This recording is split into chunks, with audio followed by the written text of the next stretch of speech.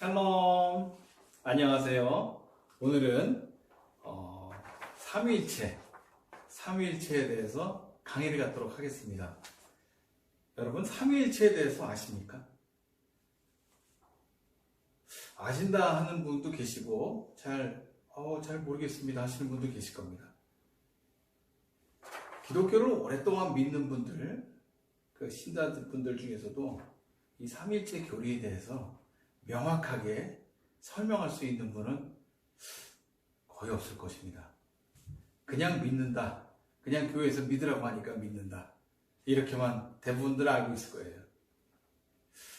그래서 오늘 저도 이 삼위일체에 대해서 설명을 드리고자 하는데 참 쉽지 않다 생각은 들었어요. 왜 그러냐면 하나님의 이 오묘한 진리, 하나님의 경륜적 역사 속에서 이 오묘한 진리는 인간이 가진 이 지식적 한계, 언어적 이런 한계 속에서 이것을 명확하게 구별하고 그리고 그것을 우리 마음속에서 체득해서 알고 또 특히 전달한다는 것은 대단히 어려운 일이거든요. 실은 이미 우리 신앙의 선배들이 2000년 동안 다퉈왔던 내용들이기도 합니다. 특히 이 기독교 초기에 예수님이 누구신가 이 신성에 대해서는 이미 몇백 년, 거의 따지고 보면 한 500여 년 가까이 논쟁을 했습니다. 오늘은 그 첫 번째 시간으로 그 삼위일체 속에서 특히 예수님이 어떤 분이신가 이 기독론에 대해서 제가 중점적으로 다루고자 합니다. 그럼 쉽게 제가 설명을 드릴 거니까요. 따라오십시오. 네. 삼위일체 속에 예수님은 누구이신가? 예, 삼위일체 속에서 예수님은 누구이신가? 그럼 먼저 이 삼위일체라는 것을 먼저 설명을 드려야 되겠죠. 삼위, 위격이 세 개고 체. 이게 이제 체라는 게 몸으로 생각을 할 수 있는데 이 성경 속에서 말하는 이 체라는 건 이 몸이 아니에요. 여하튼 하나다. 예, 그러니까 어떻게 보면 세 개로 생각할 수 있어. 세 분으로 생각할 수 있는데 세 분이지만 본체는 하나다. 참 말이 어렵긴 하지만 제가 하나하나 설명드릴게요. 근데 이제 예수님이 누구신가에 대해서 초대교회, 특히 1세기와 2세기 대표적인 논쟁이 있었어요. 이 삼위일체를 먼저 요걸 설명하기 전에 제가 예수님의 신성, 예수님이 어떤 분이셨던가에 대한 성경 속에 많은 내용들이 있지만 그 중에서 대표적인 세 구절을 제가 봉독하겠습니다. 빌립보서 2장 6절 보시면 그는 근본 하나님의 본체시나 하나님과 동등됨을 취할 것으로 여기지 아니하시고, 그 다음에 요한복음 1장 1절 대초에 말씀이 계시니라. 이 말씀이 하나님과 함께 계셨으니 이 말씀은 곧 하나님이시라. 그리고 세 번째 디모데전서 3장 16절 크도다 경건의 비밀이여 그렇지 않다 하느니 없도다. 그는 육신으로 나타난 바 되시고 영으로 의롭다 하심을 받으시고 천사들에게 보이시고 만국에서 전파되시고 세상에서 믿음 받으시고 영광 가운데에서 올려지셨느니라. 아멘. 대표적으로 제가 세 구절을 예를 들었습니다. 성경 속에 무수히 많은 예수님의 신성에 대해서 증언과 성경 속 내용들이 있는데 제가 이제 대표적으로 세 구절만 말씀드렸고요. 이 기독교 초대 교회에서 상당히 많은 이런 예수님이 누구이신가에 대한 논쟁이 되게 많았어요. 그럴 수밖에 없었던 것이, 자, 우리가 생각해 보자고요. 기독교회가 먼저 예수님이 오시기 전부터 이스라엘, 특히 유대인 쪽에 있었던 거는 지금의 유대교로 할 수 있는 유대교죠. 그게 먼저죠. 결국 기독교는 유대교에서 나왔습니다. 그러면 성경 속에 특히 유대교에서 하나님은 유일신으로 본단 말이에요. 근데 우리가 기독교, 특히 신약에서의 하나님은 세 분 하나님으로 보죠. 그렇게 되면 유대교에서 보는 기독교는 영락없는 이단이 됩니다. 당시에 기독교 공동체, 초대교회 공동체는 이단으로 낙인을 찍힌 상태였어요. 그러면 이거를 우리는 이 사람들은 증거를 대서 성경 속 증거와 변증을 해야 되겠죠. 그래서 하나하나 나옵니다. 이 과정들을 보면 지금의 이 작금의 상황들, 최근에도 이런 내용들이 나와요. 이단적인 내용들. 근데 이런 내용을 보면서 우리가 현재를 유추해 볼 수 있습니다. 즉 역사라는 것은 과거의 역사를 통해서 현재의 상황들을 유추해 볼 수 있거든요. 자, 하나하나 제가 짚어보겠습니다. 1세기와 2세기의 대표적인 논쟁들이 있었어요. 이 외에도 많은데 제가 대표적인 것만 적었습니다. 양자설이 있습니다. 이건 에비온파라고 있어요. 양자설은 뭐냐면 예수님이 처음에는 신성을 받지 않았어요. 양자설로 따지면요. 온전한 인간으로 태어나셨는데 세례를 받음과 동시에 신성으로 바뀌셨다는 얘기입니다. 즉 이걸로 따지면 예수님은 그대로 사람이에요. 에비온파가 대표적이에요. 이 에비온파는 나중에 6, 7세기 이슬람교 영향을 줍니다. 즉 무함마드가 에비온파의 영향을 받고 이슬람교를 창시하죠. 두 번째, 가현설이 있습니다. 가현설은 노세티즘이라고도 하고요. 대표적인 사람은 마르시온 혹은 마르키온이라고 부르죠. 대표적인 이단주의. 가현설, 그냥 말 그대로 가짜고 보여준다 얘기죠. 즉 마르시온이 본 이 예수님은, 그러니까 특히 하나님은요, 구약의 하나님과 신약의 하나님이 너무 달랐어요. 구약의 하나님은 인정 안 합니다. 즉 마르시온은 신약만 우월주의를 따졌어요. 간단하게 말씀을 드리면 이게 예수님은 유령과 비슷하다 이렇게 표현하면 되고요. 더 쉽게 표현하자면 뭐냐면 배트맨 영화 같은 걸 보면 이 어두운 밤하늘에 비추죠. 그래서 보이죠. 그거를 설명할 수 있습니다. 가연설. 마르시온이 당시 2세기에 1세기 말 2세기를 뒤덮었어요. 이것을 반박하기 위해서 당시에 여러 변증가들이 나오죠. 그 중에 여기 터툴리안이 나옵니다. 터툴리안이 마르시온주의에 변증하기 위해서 트리니타스 이걸 만듭니다. 즉 처음 나오죠. 삼위일체라는 말이 트리니티지 않습니까? 트리니타스, 이게 이제 헬라어인데요. 헬라어 트리니타스를 처음 언급을 하면서 삼위일체의 교리에 대해서 설명을 합니다. 터툴리안이 당시에 설명한 것은 이 위에 제가 이제 써놨는데 양트론적 삼위일체랑 조금 비슷해요. 근데 당시에 언어적 한계와 당시의 시대적 한계를 이 한계 속에서 그나마 표현을 한 거라고 볼 수는 있는데요. 어찌 보면 이건 이제 가면설이라고 할 수 있고요. 가면설. 우리가 연극이나 이런 걸 봤을 때 어떤 사람이 가면을 딱 쓰고 이 사람이 뭐 왕으로도 하고요. 그다음 어떤 쪽에 가서 가면 딱 쓰고 거지로 있고, 그런 가면설이죠. 그러니까 하나님의 모습이 상황에 따라 바뀌었다. 이 양태론적 삼위일체랑 비슷한 내용입니다. 양태론적 삼위일체 하면 이게 말이 너무 어려워가지고 뭔 얘기인지 잘 모르실 수 있는데, 이거는 성부 순환설과 일맥상통합니다. 즉 하나님이 성육신을 직접 내려오셔서 성육신 하시고 십자가도 직접 지셨다. 그런 얘기입니다. 성부순환. 지금 현재의 상황으로 이걸 설명하자면 이런 내용입니다. 철수의 철수 아빠가 있어요. 철수 아빠가 집에서는 가장이에요. 아빠. 그리고 그러니까 누구의 남편. 그리고 회사 가면 김부장. 누구 아빠는 김부장. 그리고 어디 학교 가면 철수 아빠. 그런 여러 상황에 따라서 보이는 모습들, 그렇게 설명하면 조금 이해가 편할 수도 있을 것 같네요. 이건 현재 기독교에서 봤을 때는 이 대표적인 이단입니다. 그 다음에 당시 시대를 덮고 있었던 이론이 하나 있었어요.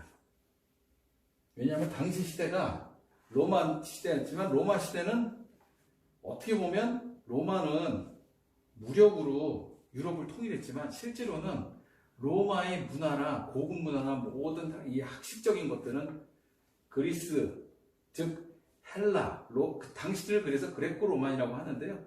헬라적인 사고가 뒤덮었던 시대입니다.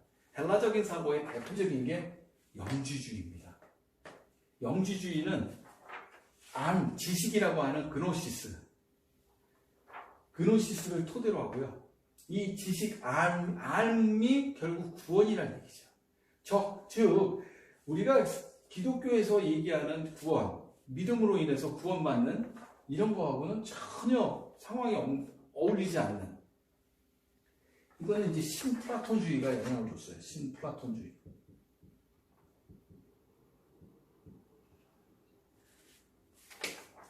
플라톤이 사상은 이데아 사상입니다. 즉 그것도 보면 지식과 관련돼 있죠. 이데아 사상. 영지주의가 당시에 세상을 다 뒤덮고 있었다고 봐도 과언은 아닐 겁니다. 영지주의에 의한 페르시아 쪽, 그리고 심지어는 인도까지 넘어가서 힌두교에도 영향을 주고 불교에도 영향을 줍니다. 지금도 영지주의는 영향을 주고 있어요. 수많은 자유주의 학자들이 영지주의에 영향을 받아 있다고 보셔도 됩니다. 무신론자들 특히 영지주의에 영향받아 있죠. 자, 어거스틴 조금 이따가 설명을 드릴게요. 그리고 이제 삼위일체 논쟁이 있습니다. 삼위일체 논쟁이 있는데요. 이때가 언제였냐면 1세기하고 2세기 이때죠. 삼위일체는 이제 그 이후에는 잠잠하게 갔어요. 그러다가 기독교 공인이 있었습니다. 즉 콘스탄티누스 황제가 기독교를 공인을 해서 그동안에는 기독교가 공인받지 못해서 굉장히 수많은 탄압을 받았죠. 특히 디오클레티아누스 황제 3세기 말을 디오클레티아누스 황제 때의 대박해 시대를 넘어서 콘스탄티누스 황제 때 밀라노 칙령을 통해서 기독교는 공인이 되고 이제 자유로워졌어요. 자유로워지다 보니까 어떤 사람이 이제 나오기 시작했냐면 여러 가지 생각, 그 당시에도 이제 이런 생각들이 있긴 있었는데 구체화되지는 않았었습니다. 근데 아리우스라는 사람이 이 문제를 더 크게 확장을 시킵니다. 예수님에 대해서 아리우스는 성부의 성자는 종속되어 있다. 성부한테 나지 않았느냐. 그러면 결국 성부는 말로 그냥 표현하자면 하위신 아니냐. 뭐 이렇게 결혼식 본 거죠. 근데 이 사람은 이제 어디 출신이냐면 알렉산드리아라고 있어요. 알렉산드리아, 그 지중해 특히 이집트 위쪽 그 항구에 있는 알렉산드리아 교부의 집사였는데 워낙 이 사람이 똑똑하고 하다 보니까 감독에도 물망에 올라갈 수 있는 그런 사람이었죠. 이 사람의 이 주장이 당시 시대를 다 덮었어요. 왜냐하면 당시의 시대에는요 큰 교구가 있었어요. 로마 교구가 있었고요. 그 다음에 콘스탄티노플 교구가 있었고, 그러니까 유명한 교구가 있어요. 그 다음에 알렉산드리아 교구가 있고, 이제 말씀드리는 안디옥 교구가 있습니다. 그 교구의 감독들, 주교를 이제 감독이라 하고요. 그 다음에 교부라고 할 수 있죠. 이 아다나시우스는 안디옥 교구의 감독이었어요. 이 사람은 이거에 반대를 합니다. 그 당시 때를 많이 덮긴 했지만 그래도 삼일체에 대해서 끌고 가져오고자 한 이 삼일체 이론을, 특히 하나님이 주신 이 진리를 끌고 가자고 하는 분들이 여러분이 계셨거든요. 그 중에 한 분이 있고, 안디옥 교구 감독. 어떻게 보면 알렉산드리아랑 안디옥이랑 당시에 대결이라고, 격돌이라고 봐도 무방합니다. 이후에 가면 나중에 그 세릴과 그 다음에 네스토리우스 때 또 한번 붙거든요. 그건 제가 다음 시간에 설명을 드리겠습니다. 근데 이제 이렇게 얘기를 하다 보니까 이거에 대해서 성경적으로 반박을 할 수 있는 사람이 아무도 없었어요. 반박을 할 수도 없었고요. 근데 아다나시우스는 이거를 뚫습니다. 어떻게 뚫냐면 그 시편 2장 7절 시편 2장 7절을 보면요. 거기에 보면 오늘 내가 너를 낳았도다 하는 내용이 나옵니다. 오늘 내가 너를 낳았도다. 이거를 이제 내가를 하나님, 성부 하나님, 너는 성자 하나님으로 치환해서 우리가 생각을 볼 수 있어요. 그럼 오늘, 여기서 중요한 게 이제 오늘이 되겠죠? 인간의 생각과 인간의 사고로 오늘이라면 그냥 오늘입니다. 근데 우리가 하나님의 경륜과 하나님의 진짜 역사하심은 우리가 말로 설명할 수 없고 오묘한 진리죠. 그 오늘이란 건 하나님은 이미 태초, 우리가 성경에 태초라고 하는 거는 특히 이 구약의 이 천지 창조 시작, 그 시작의 태초는 천지를 창조하기 전부터 한참 전에 우리가 시간적인 개념으로 자를 수 없는 그 태초라고 할 수 있어요. 오늘이라는 거는 정함이 없는 오늘이에요. 어제도 될 수 있고요. 오늘도 될 수 있고 미래도 될 수 있습니다. 즉 영원한 오늘입니다. 이렇게 되면 이거를 뚫을 수가 있어요. 영원한 오늘. 하나님과 성부 하나님과 성자 하나님은 이미 영원 전부터 함께 계셨다는 거죠. 함께 계셨으니까 어디에 종속될 수가 없는 겁니다. 그렇게 해가지고 아스타나시우스가 이론이 아리우스의 이 주장을 눌렀어요. 그렇게 됨으로 인해서 325년 콘스탄티누스 황제가 소집을 했거든요. 왜 그러냐면 기독교를 공인하고 나니까 교리적으로 여러 가지 논쟁들이 되게 많습니다. 이거를 하나로 합칠 필요가 있었어요. 그래서 325년에 각 지역의 감독들을 불러가지고 공의회를 열어요. 여기서 아리우스의 주장을 이단으로 확정시켜버립니다. 근데 아리우스는 파들은 나중에 또 이 황제가 이제 콘스탄티누스 황제가 죽고 나서 그 다음 콘스탄티누스 황제 이 후계가 나왔을 때 세력을 확장을 해가지고요. 아리우스는 나중에 이제 죽게 되지만 이 논쟁이 또 이기게 돼요. 근데 결국에 가서 나중에는 381년에 콘스탄티노플 그 신조 거기서 발표를 하죠. 그때는 이제 가파도키아의 유명한 3명의 이 감독 그 사람들이 활약을 해서 삼위일체를 종지부를 짓게 됩니다. 제가 예수님이 예수님과 그러니까 성부 하나님, 성자 하나님, 성령 하나님의 이 성경적인 이 증거를 여러 가지가 있는데 그 중에서 이제 2개만 꼽았어요. 요한복음 14장 6절 내가 곧 길이요 진리요 생명이니 나로 말미암지 않고는 아버지께로 올 자가 없느니라. 아멘. 그 다음에 고린도전서 12장 3절 그러므로 내가 너희에게 알리노니 하나님의 영으로 말하는 자는 누구든지 예수를 저주할 자라 하지 아니하고 또 성령으로 아니하고는 누구든지 예수를 주시라 할 수 없느니라. 아멘. 자, 그럼 우리가 삼위일체를 도표로 한번 제가 말씀을 드리겠습니다. 삼각형 성부 하나님, 성자 하나님, 성령 하나님입니다. 성부 하나님과 성자 하나님, 성령 하나님은 동일 본질입니다. 본질이 같다는 얘기는요, 이분의 성격, 특히 본성이 같다는 얘기입니다. 본성은 뭡니까?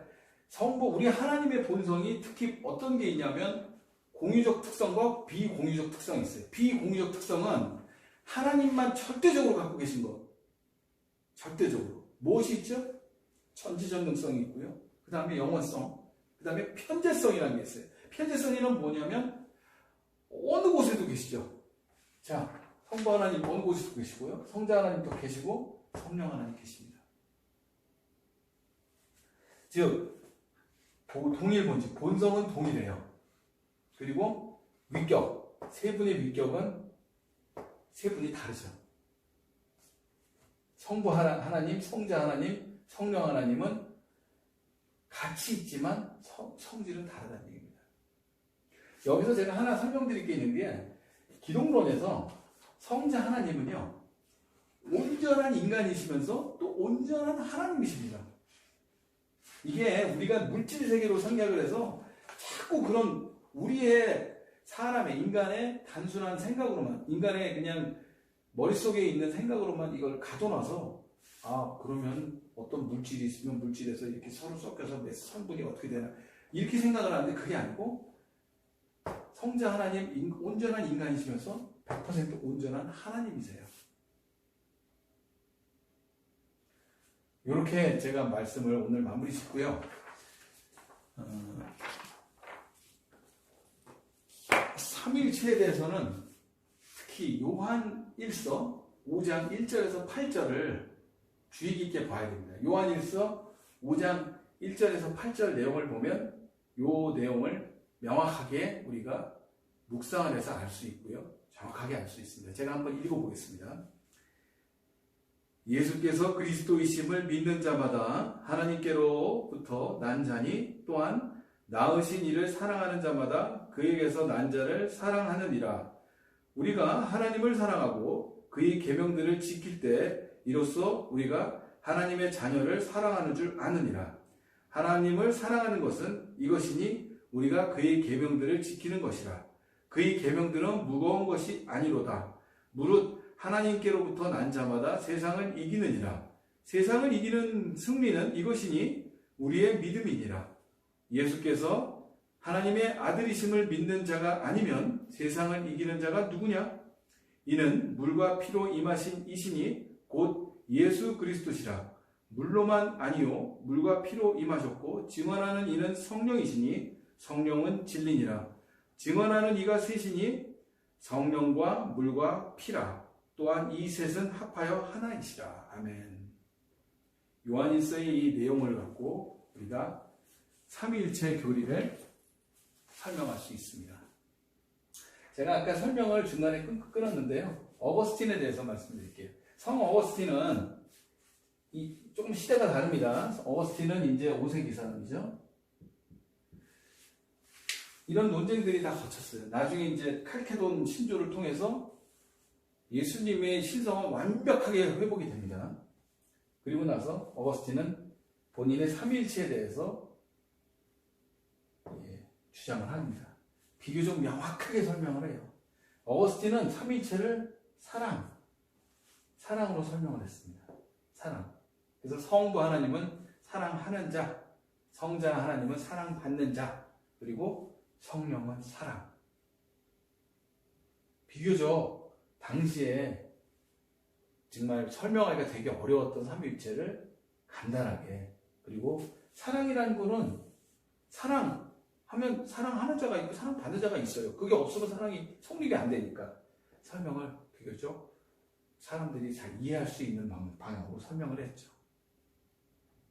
자, 오늘은 이 삼위일체에 대해서 특히 오늘 첫 번째 시간은 예수님이 누구신가, 이 기독론 첫 번째를 제가 강의를 했습니다.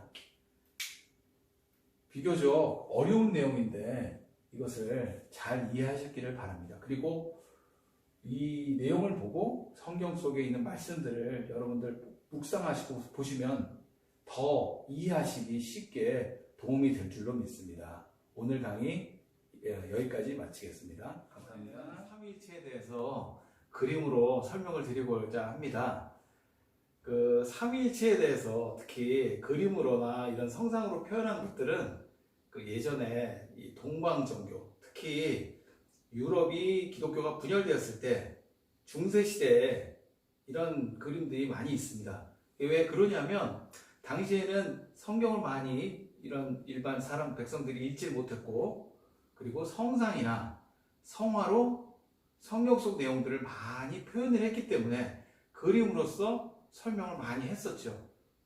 그 대표적인 것이 르블루프라는 화가가 그린 이 그림입니다. 이 그림을 보면 이 삼위일체에 대해서 설명을 해주고 있어요.